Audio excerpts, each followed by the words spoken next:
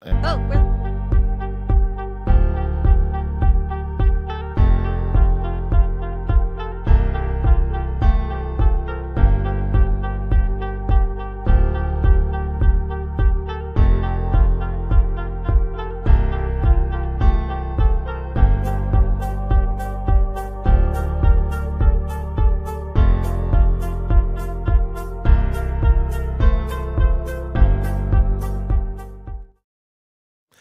Hello, and welcome to the Podcast Editors Mastermind. For those that don't know, it's been a little bit since we've done one of these, and so we're happy to come back. And this is our episode 100. We're celebrating 100 episodes of the Podcast Editors Mastermind.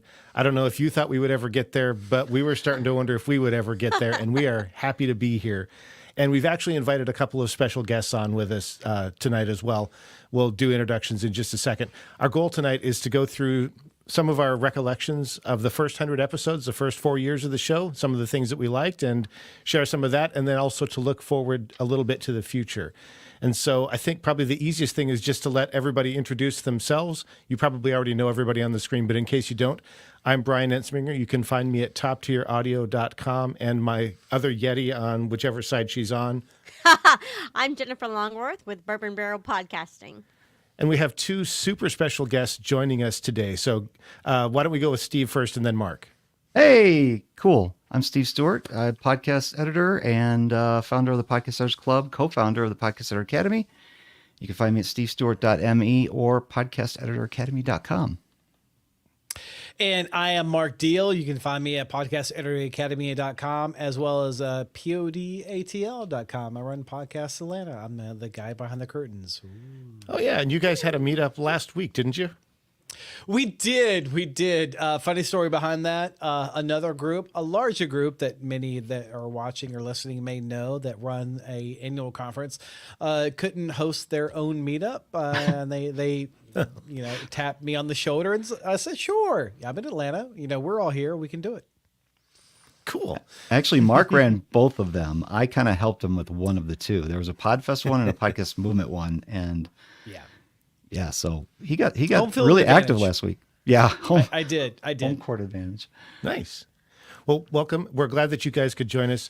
And for those that don't know, Mark and Steve were actually fairly instrumental in the starting of the Podcast Editors Mastermind. I don't want to necessarily blame them, but it's kind of their fault that we're doing this because it was the Podcast Editors Club that originally connected me and Jennifer and Daniel and Carrie together, and we formed a mastermind. Jennifer, do you want to share a little bit about that original mastermind and how that kind of led to this?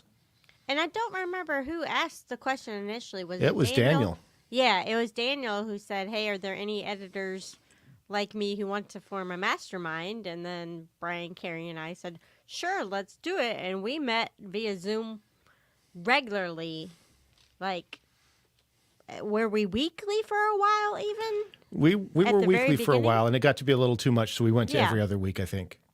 But, kind of working through the struggles because we were all at similar stages of our business at that point in time. And so it was like, well, here, I need to raise my rates, or I need to have this discussion with a client, or how are you doing this, and how are you doing that, and kind of workshopping those things together. And then eventually it turned into a show. Yeah, and I think that was really one of the things we saw when we started getting together was it had a significant impact on our individual businesses. You might look at us and go, well, we're competition for each other. And in some ways we probably are, but we all had each other's best interests in mind. And we started to see things like, I think at one point, Daniel doubled his rates. And I think that you doubled yours and then doubled them again. Didn't you, Jennifer? Yeah, kind of. Yeah. And so we started to see some of those results and we thought, hey, what if we provided a space for others to kind of join us, but without having to necessarily expand the group? And that's kind of what led to the Podcast Editors Mastermind. We saw what we thought was a hole in the, I guess, market. I don't know. We saw content that we wanted to have, and we didn't find it anywhere. So we went and we kind of made it ourselves. And I think we'd been meeting together for about a year before we did the first episode, maybe a little bit longer. And that first one we recorded in Podfest 2020 in the hotel lobby right before the entire world shut down for 2.5 years. And that became episode 1 of the Podcast Editors Mastermind. And the idea behind the show originally was we were going to get together and ideally bring a guest on. So we had different roles and responsibility. We would have 2 or 3 people on, one person to moderate the chat. And then the idea was we were going to allow or ask, depending on your perspective, our guests to do the editing of the show. And the idea being that they could build up their portfolio, showcase their work. The reality was that we gave Daniel a part-time job trying to follow up on all of this stuff. And so after the first year, we kind of let that go. Jennifer, what else do you remember from that first initial foray into this? Well, we also took turns editing when the whole get somebody else to do it thing wasn't working out. And we decided that as podcast editors, we didn't want to edit ourselves. That's why we have the amazing Alejandro. Yeah. And a fun fact, I think it's Alejandro's birthday today, isn't it? Is it really? I might have Happy missed that. birthday, Alejandro. Well, happy birthday, hey. Alejandro. Woo! Very cool. I didn't know. And one of the other things that we changed after a couple of years, so that first year we focused on bringing on guests. And then after that time, we continued to focus bringing on guests, but eventually we kind of got away from that as time went on because we found that there were fewer and fewer people interested in coming on the show and sharing their story. And we also started reaching out to people outside the community. I think we brought on a couple of marketing specialists. We brought on some other people to kind of talk about their areas of expertise and really tried to form a show around what we thought would serve the community well. And I think that kind of sums up like the first 2 years of the show was really just trying to get our footing and figure out the editing workflow and all of those beautiful things. And all the while, for whatever reason, some incredible people came along for the ride with us. And if you're watching now, that's probably you. So we really appreciate you being here. Hey, Patrick. Hey, Patrick. Is he there? Oh, hey. He's here. He is there, yay. And also throughout the time, some people like Patrick have joined later, and we're super delighted to have them as well. Let's hit those comments. Matthew says that oops, I can't read that. It's too small. It's always nice to see others on a similar journey. So yeah, thanks for joining us, Matthew. We really appreciate you. I can't read all the comments. I've got a little tiny screen. Okay, I'll read it then. It's Thank always you. nice to see others on a similar journey. A bonus realization I've had recently as well is that we do have skills to share with each other. It's quite hard to see where you have improved. Yeah, for sure. Incremental changes over time. You don't notice it. It's just like when your kids grow up. You don't realize, oh my gosh, how'd they turn to be, 18? Yeah, no doubt. And I think we're kind of thinking the same thing. How in the world did we ever get to 100 episodes? 100 episodes. And speaking of 100, Jennifer, did you have any favorite episodes? Yes, my favorite episode was episode 90 with Daryl Darnell, Pro Podcast Solutions, because he's got systems and people in place that is like what I am now trying to work towards. So I'm like, oh, so it was one of those selfish episodes where I picked the topic and the guests because I wanted to know things. Yeah, for sure. And I think that's one of the things that we tried to do early on really was to try and find the guests or the topics that we thought would help us, thinking that they would help the community as well. One that really stood out to me was episode 82 with Virginia Elder. And for those that are wondering, I'm not actually smart enough to remember all of these. I did take notes because she talked about how she went from accounting to really running a podcast business, right? And she really is running a business. Unlike me, I had a couple of contractors at one point, but I was still largely a freelancer. Like she's hardcore running a business. And that to me was really meaningful as well. Going to put Mark and Steve on the spot. I'm assuming you guys have listened to every single episode. Everyone. Everyone. Absolutely. Were there any that ever stood out to any of you? And also, while they're answering, those of you that are listening, if you've got something to drop in the chat, please do.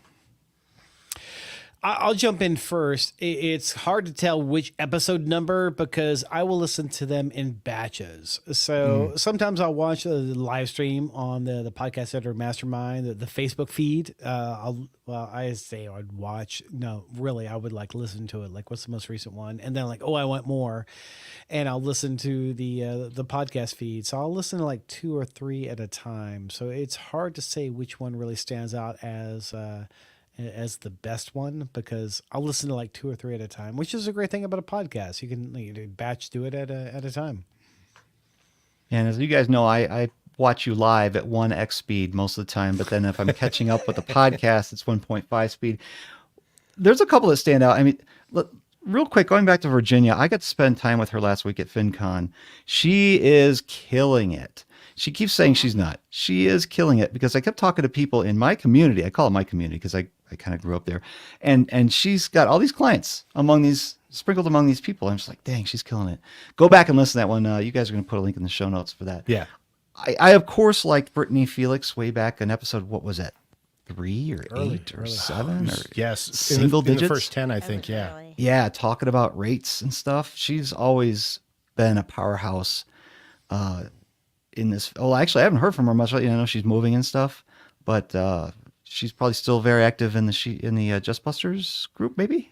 That's not really an active group right now. Oh, I'm sorry. Here's an edit point. Alejandro, edit point number 1. Hey, those watching the live get to witness this in person. Yeah. 100 episodes, 4.5 years. Come on now. Yeah. Yeah, but I'm going to admit that one of the more recent ones that I really just enjoyed was when Jennifer was kind of like on the hot seat and talking about how she came back and is all of a sudden getting all these clients. That success story was just so encouraging to me because Jennifer, you admit it was kind of floundering. You were kind of giving up or quitting or leaving or something, focusing on other things, we'll say. But then you came back and then you hired people to help you and you get more clients and you had no secret. You just did it. And everybody who's watching this can do that. Yeah. Yep. And it's still growing. I hired an assistant yesterday to do some of the crap that I Wow. hate. She's the next Virginia Elder. So, Probably well, so, I'm yeah. not going to touch the FinCon community, so you all are safe. You can have those people. That's what I'm saying. You can go do that anywhere you want. Just stay Yep. away from FinCon. We've got that covered. Yeah, it sounds like Or it. Atlanta. Yeah. Atlanta. Okay. I wanted Wow. to say that another series that I really liked that we did was the How'd You Find Your First Client? Yeah, that was a good one. I was With like the hearing different those stories. perspectives and the different stories and not the same story twice. And Yeah, I think we did maybe 8 or 9 in that series, and it included. I think Daryl was in that one. No, Daryl wasn't in that one. Who did we have? We had a bunch of people. Alejandro, Yeah. and Tom Kelly was in that one, and Somebody named Candace or Sparkly jacket. Right, oh, Tom. gosh. Yeah. yeah, I don't know. We'll, Jesse. I'm like, what's his Jesse, name? yes, he was in that one. Yeah, and his story was great, right? Because he started out in the podcast, Chris Curran's podcast engineering school, found his first client that way, and it was a really interesting story about how things went and how he made some transitions through his business as well. Mm-hmm. We'll make sure to link that up in the show notes. I may just see about creating a custom playlist or something because that's a lot of episodes. I think it was 8 or 9 that we did on that. One of the other things I'd like to ask Steve, who's disappeared, Steve. Sorry. Sunlight. Welcome back, Steve. I have no idea what's going on in here in this room. Yeah. So, what do you think, Steve? I'm sorry. One on last seat. One of the reasons I asked Steve and Mark to come on and be a part of this, or I guess we did really, was hoping to get a little bit of their perspective as an outsider for what the value of this show has been over the last couple of years. And this really isn't so that Jennifer and I will feel good about ourselves, because this is about you as a community, and we want you to know what we see or what they see from the outside. Mark, you want to take that? Sure. Honestly, it's really about connection. Bryan, Jennifer, and everybody else. 100 episodes. We've made it to episode 100, and I get the I guess the honor to sit here on episode 100 for 4.5 years to do this to do the show and the connection with everybody in the community. And I know our communities overlap, and I'm sure we'll talk about that later on. But to see everybody here and to really connect with one another. I know Steve over here has always said, "Oh, hey, Podcast Editor Mastermind is coming up. Everyone, join in live for Podcast Editor Mastermind." So for the value of us has been to kind of take a back seat and stop what we're doing for a moment and pop a bag of popcorn and enjoy what Podcast Editor Mastermind is doing. Steve would chime in for the chat, and privately, I'll yeah, I'm here too. I'm watching. I'm listening. It's always been fun, Steve, to listen to this. Hey, for me, it's really been the connection for those in the broadening, the podcast editor community and the broadening podcast production community, and just to see how it's grown. For me, it's been about connection. Yeah, and if you look Steve? at what Mark and I have covered, I mean, I got the Facebook group, we have the academy, we've done conferences, virtual summits and stuff like that, but we didn't have a podcast, we didn't have a live stream, we didn't have that type of other medium that, let's face it, podcast editors like podcasts, and half of them do their own shows or have done their own. Most of them have probably done their own shows at some point. So to have that live stream and that podcast RSS feed, I loved it because it was something that I wasn't getting hardly anywhere else. There's a couple of really good shows I listened to from our industry, but Podcast Editors Mastermind, I mean, you guys are our friends, you guys are mentors, and we get to learn what not to do from y'all as well. So We'll touch on that in a minute for sure. 'Cause there are definitely some things we got wrong. And oh yeah, Patrick. Yeah, he says that you're his reason for being here, Steve. So thank you, Patrick. yeah, and I did want to kind of capitalize on that a little bit, because when we started this show, there was absolutely a strategic part of this that said, hey, if we record it live with minimal or arguably minimal editing, maybe we can do this and fit it into our schedule. So there was certainly part of that. But going into the second or third year, we made the intentional decision to focus on the community, to invest in the live experience more, which is why we started rocking out StreamYard and started trying to invest in that kind of thing, was because we wanted that live experience for the 3 or 4 or 7 of people that could show up live, because we wanted to build community, right? Sure, we want to grow the show, we want to reach more people, but ultimately that's all kind of meaningless if we don't have connections with people. So that was a pretty big change for us. And I think that kind of, one of the things we had talked about doing that I'd really like to do is talk about some of the things that we think we got right, and also some of the things that we think might have been better. I've got some notes, but Jennifer, do you want to kick us off with maybe some things that we think we got right and that kind of stuff? Things we got right. Well, one of the things I coach people on is, knowing your audience and why you're doing it. And we've touched on a little bit, but we obviously know our audience. It's podcast editors like us. And that's who we speak to, and we don't typically go outside of that realm. So that's, we figured that out. If we didn't do anything else right, we figured that out. Yeah, and I think for me, when I think about that, I think the thing we got right, and I don't know how it happened this way, but the community, right? We talked about trying to build a community, but there are some online communities that I'm part of that are full of people I really wouldn't want to hang out with in real life. And that is not the community that we have here. I think that we were also right that there was a need for this show. I don't know that the show, we're certainly not a huge show, but I think it's meaningful for a few people because they seem to keep coming back. I think that we got the live recording part right. Recording it live for me was a bit of a leap, not because I didn't think we could do it, but because we'd never really done anything like that. And I didn't know if it would work. I'd always heard very few people show up live. And while that's not inaccurate, we maybe get 5 or 10% of people that, join us live, that's great, because then what we get is a deeper connection. Oh, Steve, did you have something? I wanted to ask, how much of going live was forcing you to do the thing? Accountability, not postponing it. How much of actually having that live aspect was, if we don't do this, we're just going to... I don't think it was initially. Okay. Yeah. Because I don't think that we ever anticipated that we would get to where we've been the last couple of years, where it's, in case you're watching Patrick from down the here? outside, challenging. Is he watching? Yeah. Patrick's here. He's coming below. Oh, okay. I might have missed something. No, it's fine. Oh, okay. No, there's not a new But yeah, I don't know that it was intended to keep us accountable. And obviously, if you've looked at our production schedule over the last 2 years, it's not kept us consistent. But I think that was a benefit of it. The biggest benefit for me, I think, was hearing perspectives from people, even when they push back on stuff, right? Because that's where we get to know people.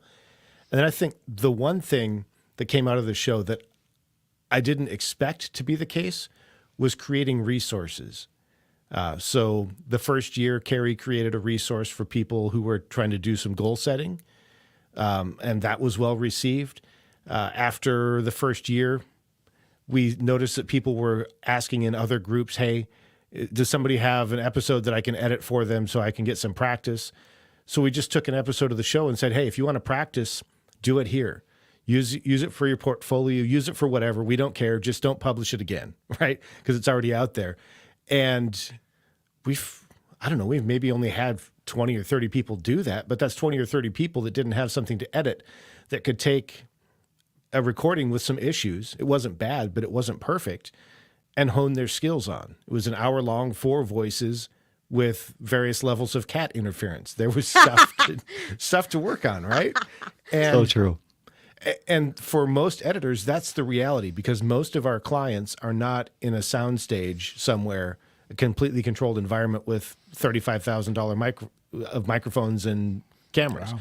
They're sitting at home with a Samsung Q2U and a Logitech C920 or something like that, and they're making their stuff. And that's what we have to work with. High LPR40, Logitech C920. I'm close. Yeah, I'm running a Lewitt 440 and my iPhone camera. That's what I've got. Oh, I've got a iPhone camera's Logitech good. something, but I can't tell what it is. And I think Mark's rocking out the Focusrite microphone, aren't you? I am. Focusrite sent me a bunch of stuff a couple of years ago, and I really enjoy it. Other than the camera, Logitech as well. I'm not using a cool DSLR like some of you cool I'm cats. I wish I was, but those are expensive. I have. Yeah. Go ahead.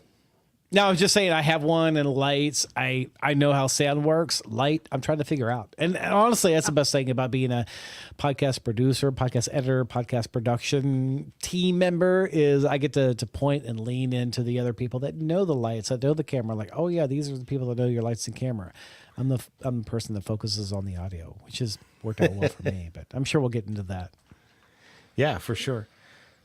One other thing I thought we might do is talk about some of the things that could have gone better, because we make the show in the open. And for those of you that are making stuff, we're hoping that maybe you can pick something up from what we didn't get quite right. Actually, I should probably pause and let Mark and Steve jump in. Was there anything that you've seen that we got right that we didn't talk about? And the answer can be no. It doesn't have to be yes. Well, Steve is thinking, I'll say you launched. And honestly, I remember when the 4 of you were together, this is back in like 2020, a week before the thing we don't talk about. This was like March 6th, March 7th. And you were all trying to find a quiet place to record, to talk about what you have all been talking about before, but you want to do it on the microphone. So you did what a lot of people were reluctant to do. And that's like press record, start our thoughts, and go. So, I mean, that right there, going out the gate, it's a good start. And then from there, you can figure out where to go from there. And obviously, Bryan, you mentioned some things like, hey, you could have done better. But honestly, a lot of people could think about what they could have done better if they had never started. So you've actually, passed those landmines. So congrats on that. And I would say it's just it kind of tags on to some other stuff you're talking about, but it's and something I mentioned earlier with Jennifer's being on the hot seat that one time is the encouragement of being out there and making those connections with the listeners, the viewers, and that's not just from the mastermind show. You mentioned that Daniel was the one that kind of instigated the whole idea of being in a mastermind. But then when Mark and I were putting the Podcast Editor Conference together, which was the thing in Orlando that week before the thing that, what is it, Mark? The thing we don't talk about? Yeah. Yeah, that He- the thing. I got Daniel to come up with ways to match people up in the room into masterminds. And he presented that at the conference. So we were able to make some more connections Nice. at the conference, kind of like mastermind groups. And they were supposed to, take on a life of their own after the conference. And I think some of them did. In fact, I know Matthew Passy and Michael Jerry were in a couple, or at least one that was good. Nice. I mean, 100 episodes. See, this is a testament that, yeah, it has survived the test of time, right? Yeah.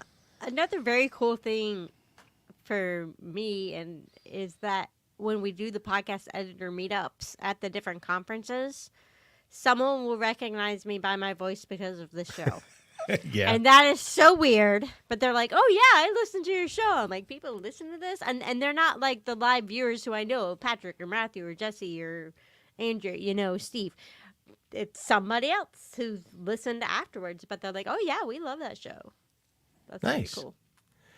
I'm glad to know that I'm not the only one. I actually listened back to all of them because, I don't know, I really like them. I've got issues, I guess. I don't listen to myself again. I'll have to go back and like re-listen to the time where I was gone and listen to all of those.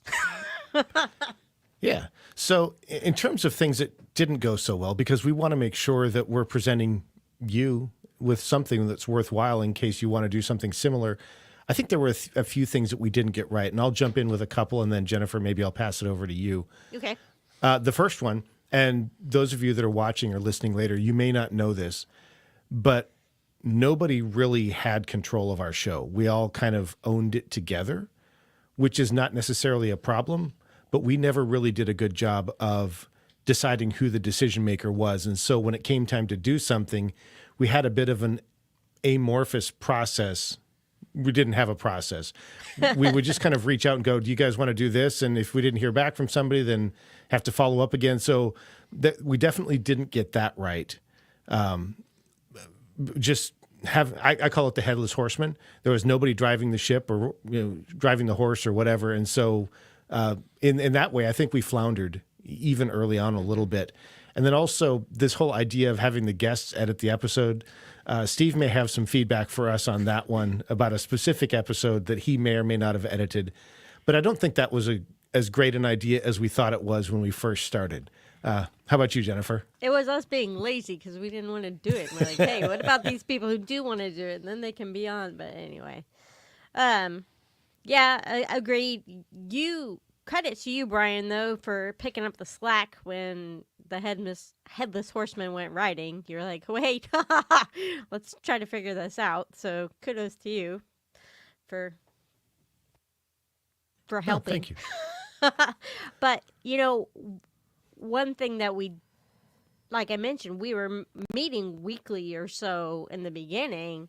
And once we started doing the show, we quit meeting together. Yeah, that was huge. So the whole mastermind supporting one another directly went away because we were doing a show.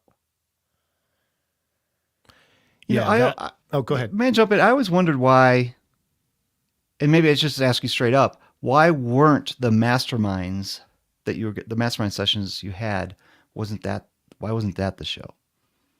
Privacy issues? Yeah, sometimes we talked about stuff that we didn't necessarily want to get out there. Okay. We weren't necessarily bashing clients, but we certainly wouldn't want to share that kind of stuff. And then, if I can be completely transparent, there were a few in the broader community that had been observed stealing ideas from people. And while we recognize that ideas, like you can't really steal one, we weren't necessarily interested in sharing some of the things that we were working on that we weren't ready to launch yet. Thank you. That was less of an issue for me, but it was an issue where there were a couple of people that had been observed really honestly hearing private ideas and then just executing a poor version of it as quickly as possible so they could say they did it first. And that bit one of the masterminders a couple of times. And so we were very intentional with not doing that. Kind of a bummer, because I think there could have been some real value there, especially in terms of building the community. And if I can also be honest, part of the way I think, I tend to be very topical, and it's hard for me to imagine that somebody would want to sit through an hour of us going, so who's next? Yeah. I wouldn't want to do it either. I was just wondering why you guys didn't do it. That was a Yeah. good explanation. Thank you. I mean, and really the big gap was when we started producing the show, we didn't have that slot for our private mastermind as often. We kept it going for a while, Yeah, a little while. but it did drop off, and it wasn't that we didn't want to meet, but the show took precedence.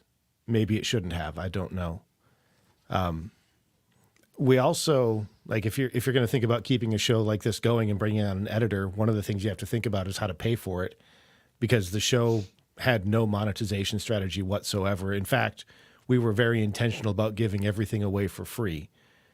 We had some ideas that we never really executed on, but that was certainly a gap. So for those that are wondering, we've just been paying Alejandro out of pocket for however long he's been editing the show.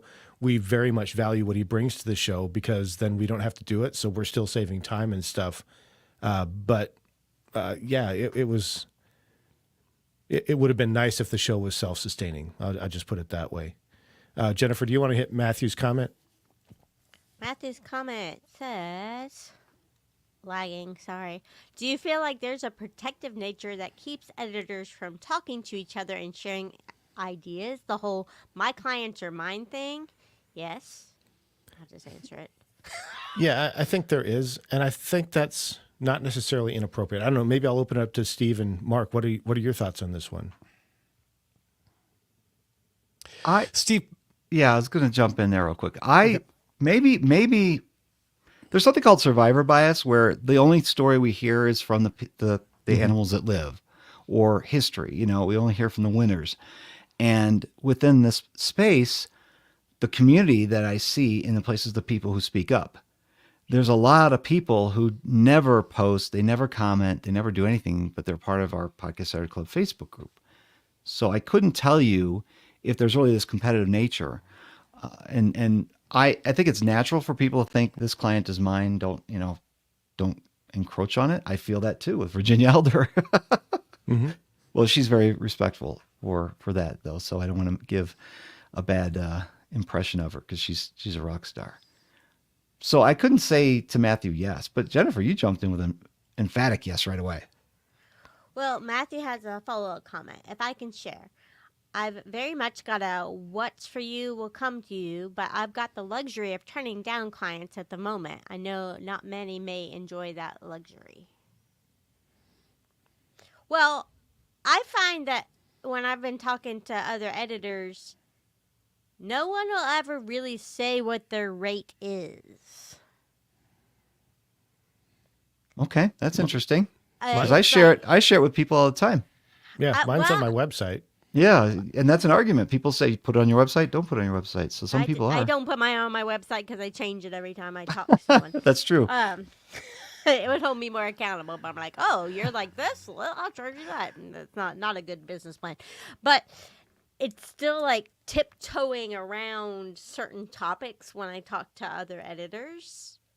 And I don't know if that's a protective nature type thing or what. But and I'm obviously doing it too. I had a great one-on-one with one of my favorite editor friends recently, but we would talk generically about rates and, oh, you raised your rates? Oh, that's great, but never what number that is.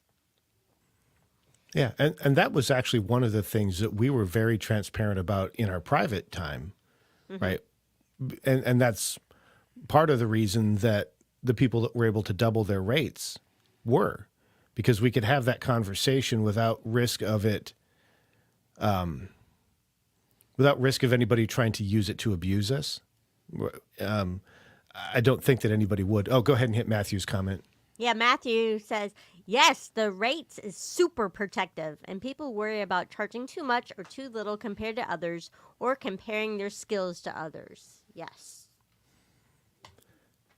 And I think the other thing that we had in our private mastermind was an agreement between the four of us that we weren't poaching, right? We weren't Right. going after somebody else's client list.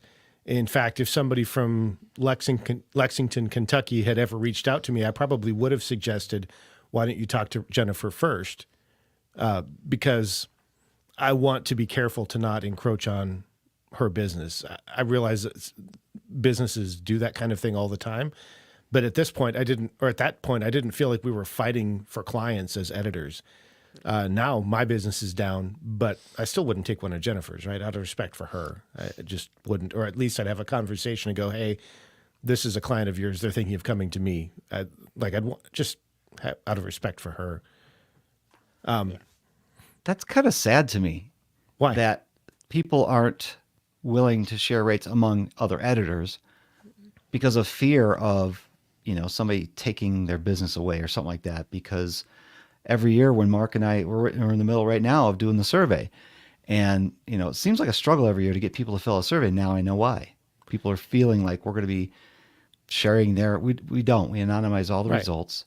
But Yeah. every time we put them out, people are encouraged to raise their rates because they're finding out that the industry average is here and they're here.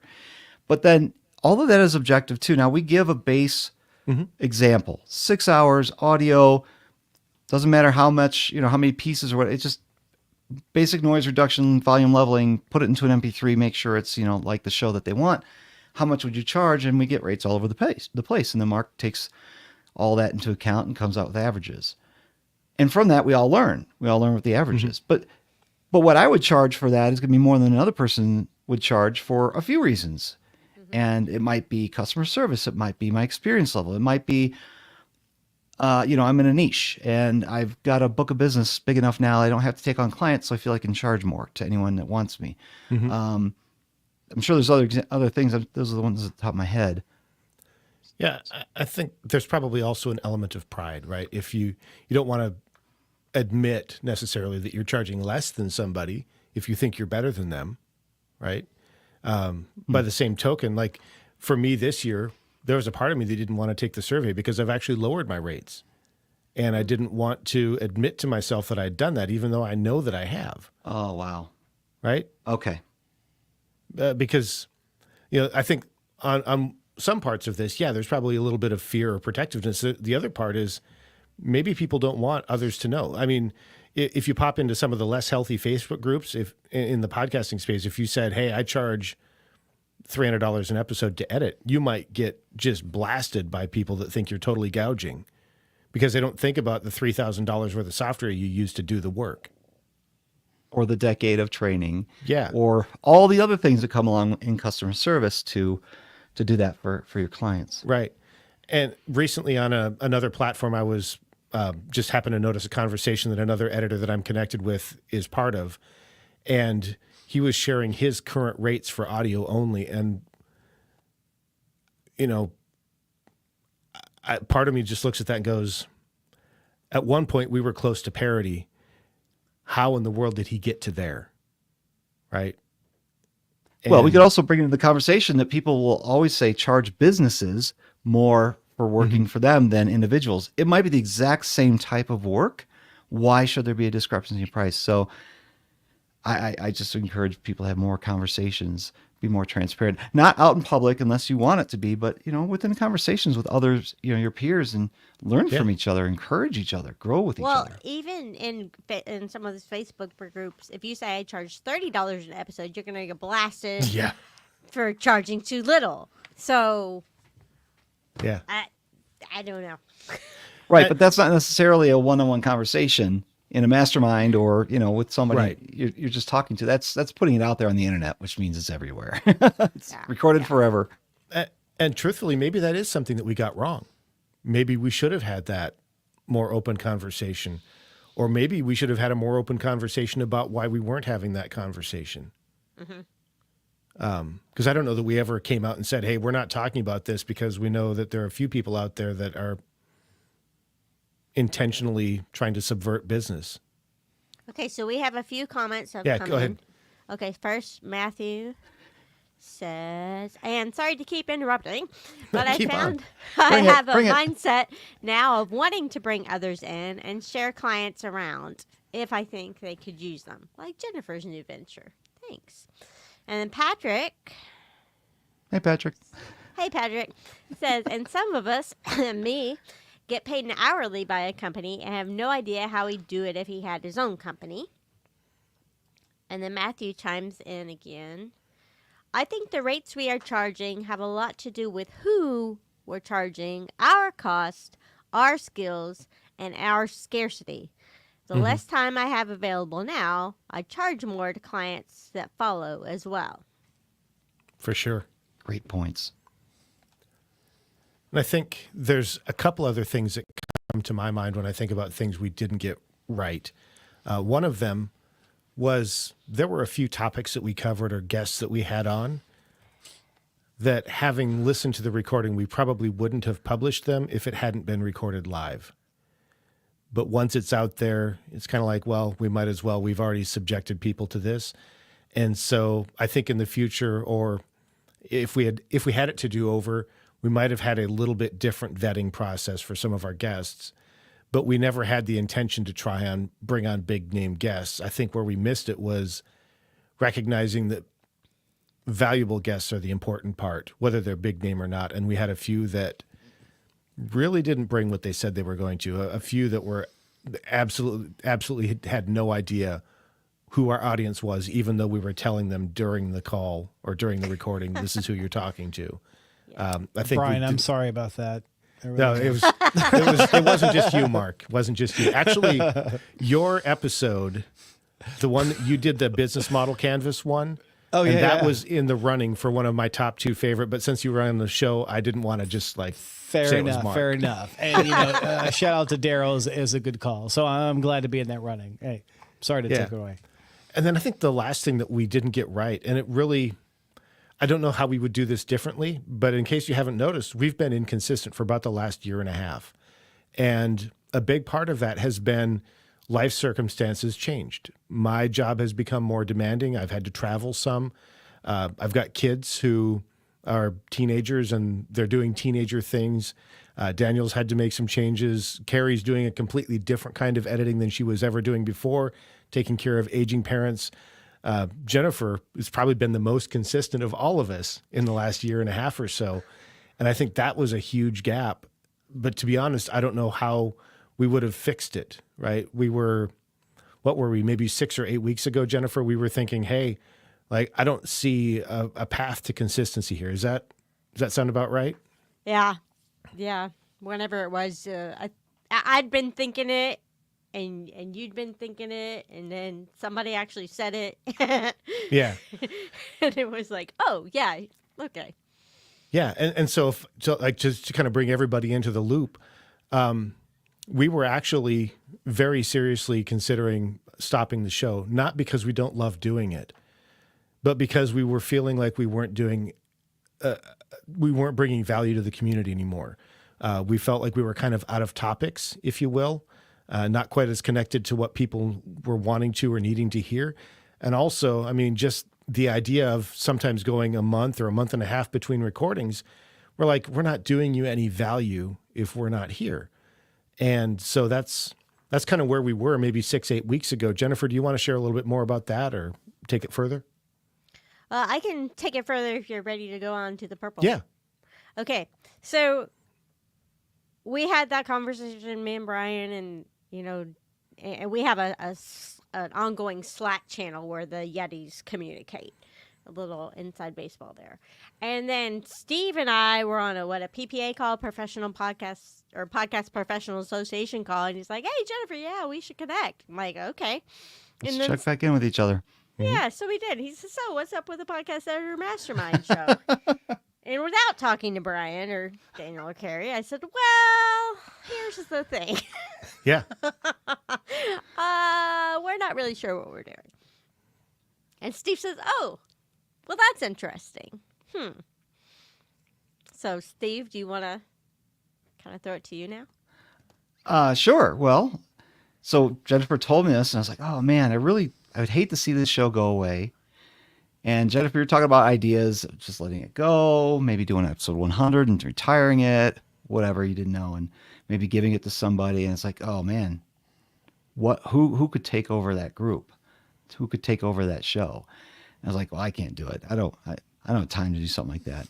I thought, hey, could I just throw this to Mark and see what he thinks? Oops. Sent to Mark, and I think I got an email back within like 5 minutes. It's like, yes, let's talk. I'm like, Whoops. uh-oh. So Mark, you want to take it away now? Yeah. So those that know me in the podcasting industry, especially the podcasting production industry, I'm the no man. I run the no train. I've been running it for like 11, 12 years now, almost 13 years. Whenever anything comes across my desk, I'm like, no, not for me. No, no, no. Not my belly. No, that's not for me. That's not what I'm doing. And when I got that email from Steve, based off the conversation that Steve had with Jennifer, and I got that email, and again, I'm notorious for being slow on email because I feel like if the email can stew, people can think about what they emailed me. But Steve was like, hey, you're probably going to say no, because I do. But what do you think about this? And of course I said, yes. What is the downside? Honestly, what is the downside? Because there's a lot of overlap and we're really kind of bouncing back and forth. We really haven't told those that are listening and watching right now what we're talking about. But I said yes. Shall we Anybody do else wanna the jump in? ultimate reveal? That's for these guys. Bryan. So I'll take that. So as a result of that conversation, Jennifer and I and Steve and Mark connected. And then we talked to the two Yetis that weren't able to make it, Carrie and Daniel.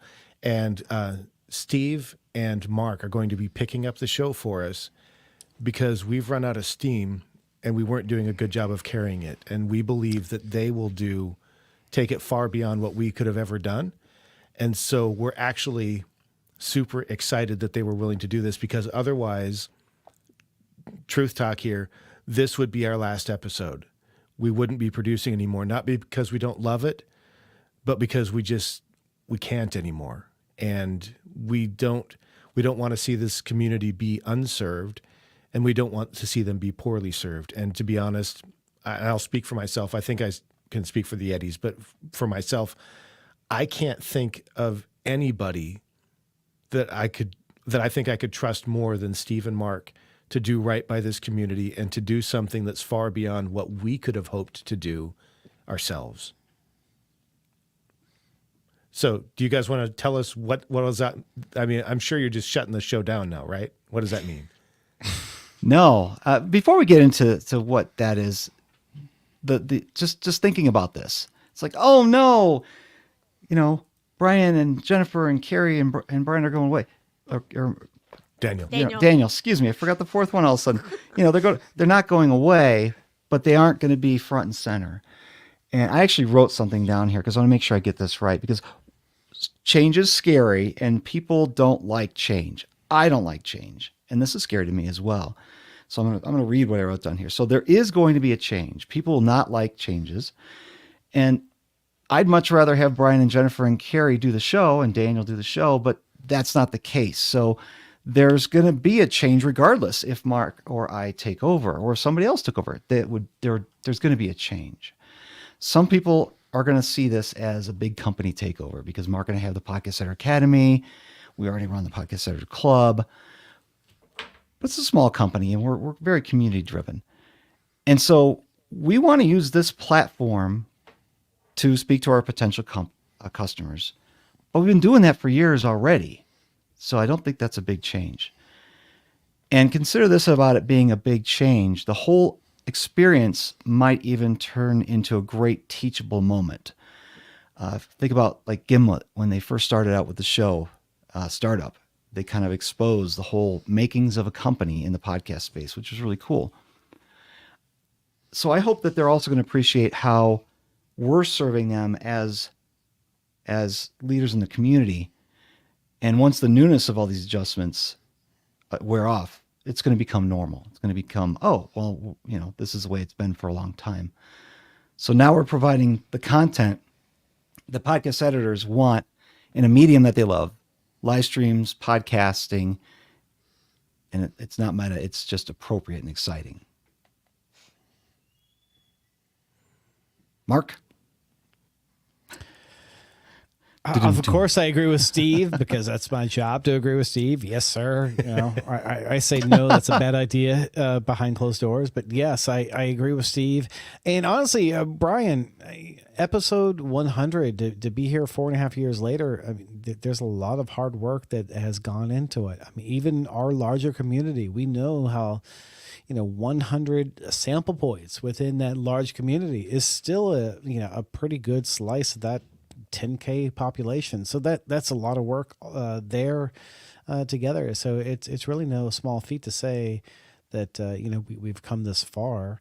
And honestly, Steve and I we're happy to pick it up and say let's keep going with the the mantra and the spirit that the show was founded in. Yeah. So do we want to hit that? We had one comment and then maybe just talk about what's going to change or what it's going to look like. Sure. Hitting the comment. So gray-haired Dave wants to know if we'll be around and guesting or just easing away. I think the answer to that is, at least for me, I'm happy to continue being involved as much as Steve and Mark would like me to be. I don't plan to stop being in the Facebook group or anything like that, but Jennifer and I will not be planning the content, and I think we would be available if they want and need us, but with no expectation, at least from me, that they have to ask me for anything. Once this is done, the show is theirs, and I hope they don't run it into the ground, but that's it's their baby at that point, right? Yeah, I agree. It would be stupid for us to run it in the ground.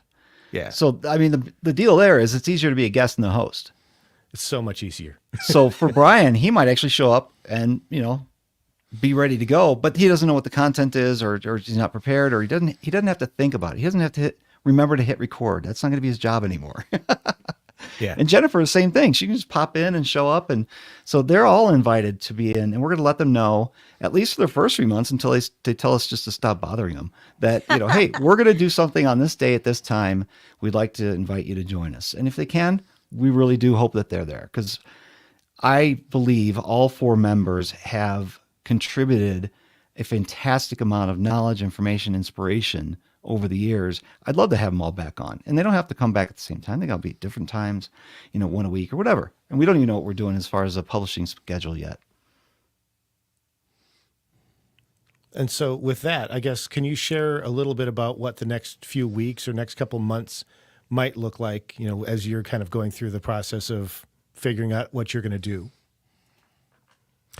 Yeah, so obviously this is a moment of transition. So for those that are watching or listening right now, maybe they haven't picked up on the fact, and so I'll go ahead and make it clear. This is really a transition from the Yetis that you know to the pseudo Yetis that you may or may not know between Steve and I. Hi, I'm Mark Deal. So it's a bit of a transition point, and there's going to take some time to transition, but we see this as, a jumping off point, perhaps an evolution, a migration. Really, what we see is like a transition to really kind of season 2. Season 2, there we go. So a lot is going to remain the same, but there's going to be some changes that we think that people, hopefully, Steve, right, will be excited about, and certainly those that we think will be sustainable and will will really resonate within the listenership that has been established over the last 4.5 years among the Yetis. So I guess with that, I don't know if you guys saw the comment, but Matthew is interested in making a contribution as well. So I'll trust you guys to make a note about that, because it's now your problem to remember things. I don't have to write anything down anymore. I'll take some notes on the links that we shared, and it's all you guys. And Jennifer, do we have an AI question of the week? Oh, we debated doing it, and I didn't look one up because you didn't look one up. Well, while she's looking it up, let me make sure it's clear. We're not going to start doing a weekly show. We don't know when we're actually going to get into it. We know we're going to have a little bit of a break, because there's going to be some things we need. I mean, most of the transition of, we'll call them the properties, which is kind of weird to say. The RSS feed, the Captivate account, that's all been transitioned over. We got a few more things to do, but Mark and I are going to take a break before we do episode 101 or episode 1 of season 2, I guess we could call it. We'll just call it 101. The same. Yeah. The same. And please don't expect us to be here in your feed anytime soon, but we will hopefully do it in the next month or two. Cool. I'm trying to get a good question. These are I've seen these recently. Well, let's just take Matthew's question. It's not an AI question of the week, but I think it's a great question. Notebook LM, yay or nay? I don't know what that means. So Learning some management people, system? so Yeah. Notebook LM, That's people have been LMS. using it to create podcasts using AI voices. So they put in an article, they have Notebook LM summarize it, and then they have it read it back to them in two voices. It's a guy with a deep voice and a lady with a not deep voice. The good one, yeah. For me, I kind of hate it. I cannot imagine a slower way to get a summary of information than listening to two made-up voices talk about it. But it's just me. I'll let anybody else that wants to weigh in. I'll jump. Steve. Yeah. Yep. I think it's amazing, but I also think it's kind of like the first iteration of something that everybody's talking about. It's going to burn out, but then there's going to be other uses where this is going to fall into. And I think I heard something about there's 200 podcast episodes out with these now. It's the same two voices. So where's the uniqueness there? And what value does that bring when most, I can't say that. When I'm listening to a podcast, I'm listening for the hosts. Right. And if I hear the same two people on two different shows and they have two different characters, I'm like, what's going on here? So yeah, I think the technology is amazing. Let's compare it to blockchain. Blockchain, Bitcoin, I love it. I still don't invest in it yet, but I understand it. I think it's amazing. There's uses for it. And so, yeah, it's here to stay, obviously. It's owned by Google. It may not stay for long. We'll see. Oh, ouch. Yeah. 2 years, I think, is probably the best they'll do. There you go. So we'll come back to this in 2026 and find out. Well, as far as creating podcasts through AI content, I went to a great session about that at Empower Podcasting in Charlotte a while back. And the guy took us through his whole process of how the only thing he does is upload it to the media host. Everything else in the podcast is AI generated, and it was pretty impressive. Not that I wouldn't to listen to it, but they do have a disclaimer in that this is made by AI. But still, yeah. Okay, so now we're talking about AI creating the content, performing the content. It doesn't need editing, right? Because it's perfect already, right? Right. Okay, so there's a guy named Robert Farrington. He has a website called The College Investor.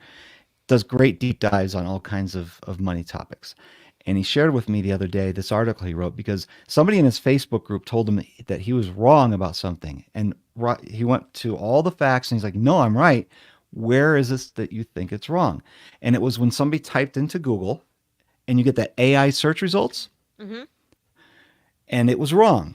And he proved it was wrong. He thought, okay, we can't just use this as one example. Let's take all these personal finance questions and ask Google and see what the results are and fact check them. 57% were right, 43% were wrong. Wow. Whether it's a technicality or that they left out some very important fact that would cause somebody harm if they were to take action based on that information. And since there's nowhere to go to question or to point blame, it's bad news. So if we let AI do the creation, not just the performance, but the creation, no,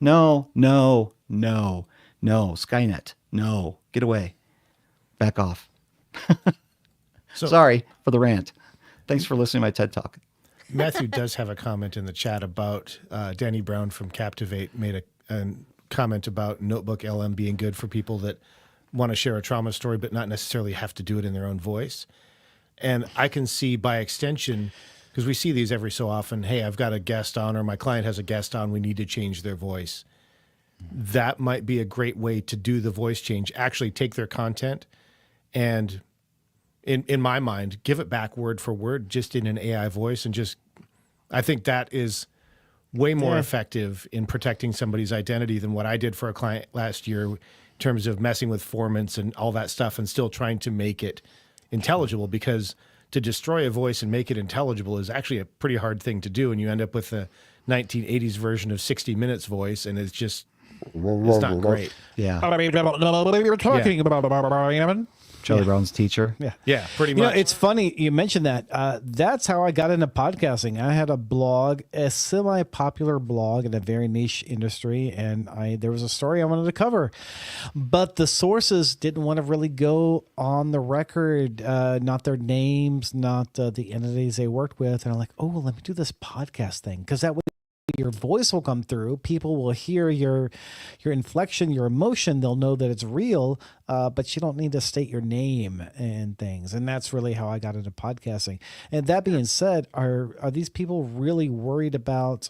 And it seems to me like an edge case. I'm sorry, Bryan, if that's not the case.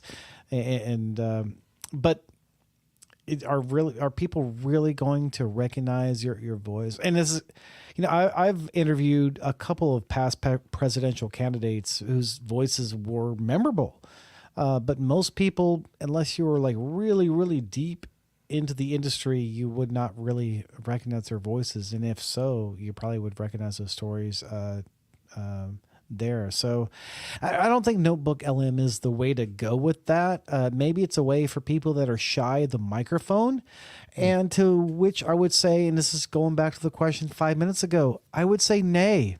Notebook LM, if that's your way to get into podcasts, I would say nay. If you are uncomfortable with getting on the microphone, you know what? It's time to get comfortable with getting on the microphone, because podcasting right now, and I see in the near future, or even the far future, is the only way that we can reach our audience without them looking at a screen. And I don't see that changing anytime soon. In fact, with all the reels and Instagrams and Facebooks and all these feeds and emails and everything going on, podcasting is still the way that you can reach people when they're not looking at their screen, when they're listening. And that is the worst possible, I think, opportunity to use Notebook LM, especially with it's only like two voices. Maybe it gets differentiated. Maybe there's a few more voices. Maybe there's dozens of voices added. At that point, you're really not memorable at all. So I would say nay. You know, use your voice. And if someone is worried about their voice being recognized, you know what? Use a little bit of editing that you can use, like what we're going to use for Alejandro. Hey, Alejandro, for those watching live, if you're listening to this afterwards, he's probably going to cut that out and make me sound even better than I am, because that's what editors do. So that's the role of an editor, to screen that out and perhaps to make the host, or maybe even me, sound even better. So yeah, no to Notebook LM. Yeah. All right. With that, we're going to wrap it up because I have to feed the kids. It's time for dinner. Fair enough. Whether this is your first time with us or this is the 100th episode you've been with us, we're really thankful that you're here. I hope that you stick around for another 100 and that you share this show with all of your friends and that it becomes a smashing success. And we just look back and go, I'm so glad that we did this. Mark and Steve have totally rocked it out and taken it to another place. No pressure. No pressure on you no pressure on you as the community, except that you're part of this, right? They're creating it for you, and we're counting on you to be there for them as well. And that's all I got. We should probably go around the room and introduce people again. I'm Bryan Ensminger. If you want to, I'm still at toptieraudio.com, but I'm not at Podcast Editors Mastermind officially anymore. Jennifer? I am still at bourbonbarrelpodcasting.com, Bourbon Barrel Podcasting on Instagram and Facebook. And I'm Steve Stewart, podcasteditoracademy.com or stevestewart.me. And I am Mark Deal, also at podcasteditoracademy.com or podatl.com. And unable to join us this evening were Carrie Caulfield at carrie.land and Daniel Abendroth at rothmedia.audio. I love you. We love you guys. We wish you could have been here, but we totally understand. And we're looking forward to great things. So, yeah. Bye, everybody. Thank you, everyone. I have to click on the button, and I can't find my mouse. That's how this rolls. It's in your right hand. Exit. Yeah.